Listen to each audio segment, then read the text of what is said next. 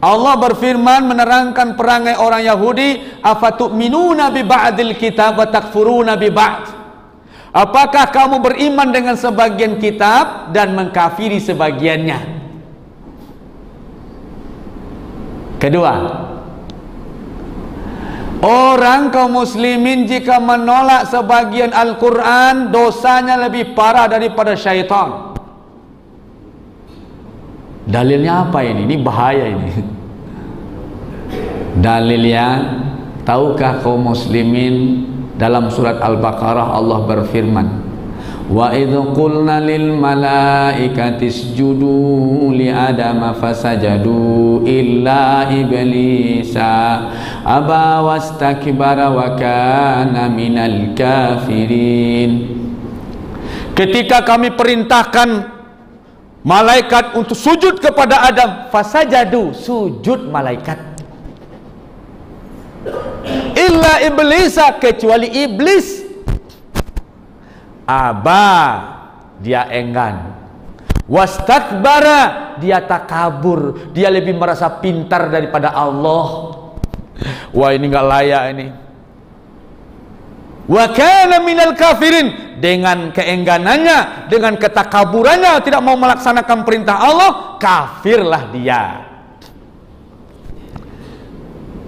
Makna ayat ini, pemahamannya, iblis menolak satu perintah saja, yaitu bukan perintah sholat, bukan perintah berhaji, bukan perintah zakat, ini perintah sujud kepada Adam. Iblis tidak mau. Saya ini lebih hebat daripada Adam. Saya diciptakan dari api, Adam dari tanah. Saya lebih senior daripada Adam. Masa sujud kepada Adam? Artinya apa? Dia ukur dengan materi. Ditolak hukum Allah dengan pemikirannya. Kemudian dengan satu syariat yang ditolak itu, apa kata Allah? Dia enggan.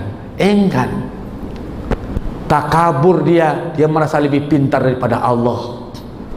Jadi orang kalau menolak syariat, dia merasa lebih pintar daripada Allah. Orang menolak syariat berarti dia menganggap dirinya lebih pintar daripada Allah. Tahukah kaum muslimin, otak kita yang kita bangga-banggakan ini, walaupun otak kita sudah sekian kali profesor 15 kali, dianugerahi sekali profesor sampai 60 kali, otak kita ini kaum muslimin yang dirahmati Allah tidak bisa jadi standar kebenaran. Kenapa? Karena otak kita ini nisbi. Coba Bapak tanyakan hukum din kepada Pak Dokter ahli medis. Tahu nggak dia ahli medis bagaimana kaifiat tasbitul hukum, istimbatul hukum? Tidak tahu dia. Kenapa? Karena otaknya hanya dipergunakan untuk persoalan medis. Otak ini kaum muslimin jika dididik dengan ala komunis, dia akan komunis, maka dia bicara secara komunis. Otak orang Malaysia, otak orang Indonesia dibanding dengan otak orang Amerika tidak sama. Disuruh bicara produk otak, bicara kamu tentang hukum, bicara orang Indonesia Malaysia, kemudian disuruh pula orang Amerika, beda kaum muslimin, karena otak ini tidak punya satu titik yang standar. Terus kita bangga hukum Allah ini karena kita sudah pintar. Enggak, ini ketinggalan. Hukum Allah ini persoalan surau dan masjid. Jadi apa yang kita banggakan? Otak kita ini hanya memuat sesuatu yang sudah jadi file yang ditransfer oleh penglihatan kita dan pendengaran kita. Jadi otak ini naif kaum muslimin. Otak ini tidak bisa dijadikan standar untuk menandingi Quran. Maka enggan dia, takabur dia merasa lebih pintar daripada Al-Quran. Wa kana minal kafirin, syaitan dengan melanggar satu syariat dikafirkan oleh Allah. Saya ingin tanya, syaitan menolak satu syariat saja dikatakan Allah kafir. Oh, kita ingin mempermasalahkan maksud kafirnya beda Ustaz. Ini kafir ringan. Ustaz, ini kafirnya kufrun duna kufrin, seperti kata Ibnu Abbas. Ada dahulu Ibnu Abbas mengeluarkan istilah terhadap kasus yang lain. Orang jika teledor dia tidak sengaja melanggar hukum Allah, maka Ibnu Abbas mengatakan kufrun duna kufrin. Itu Ibnu Abbas betul, tapi dalam kasus ini nggak mungkin Ibnu Abbas mengatakan itu. Buktinya apa? Apakah dia kafir ringan? Bisa dimaafkan? Tidak bisa dimaafkan. Menolak satu syariat saja kafirnya tidak bisa dimaafkan oleh Allah Subhanahu wa taala. Buktinya apa?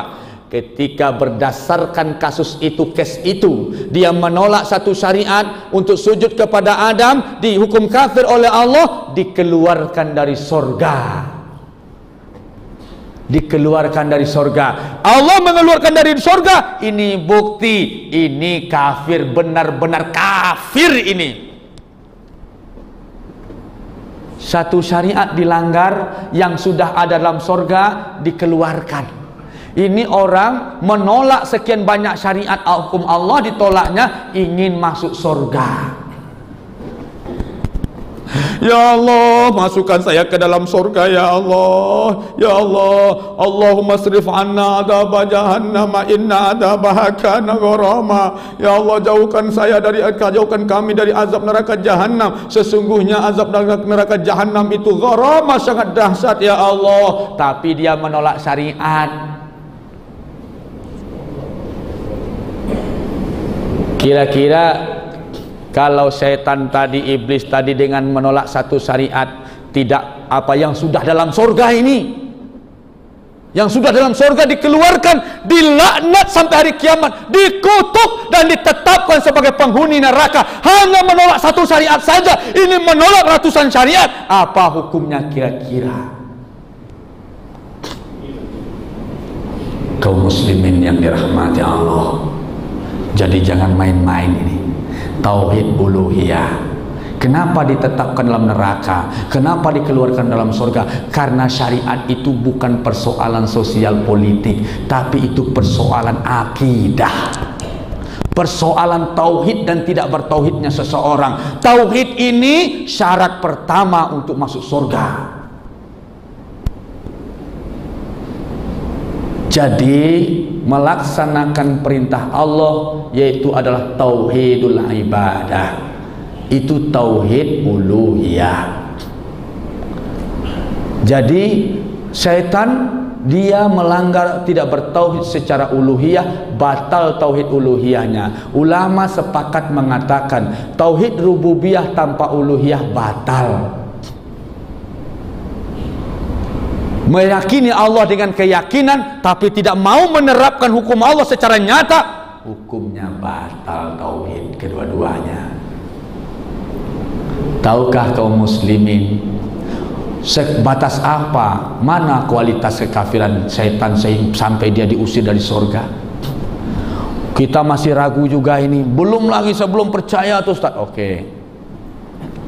Setelah keluar dari surga, dia dikutuk oleh Allah dan ditetapkan penghuni neraka. Iblis berdoa,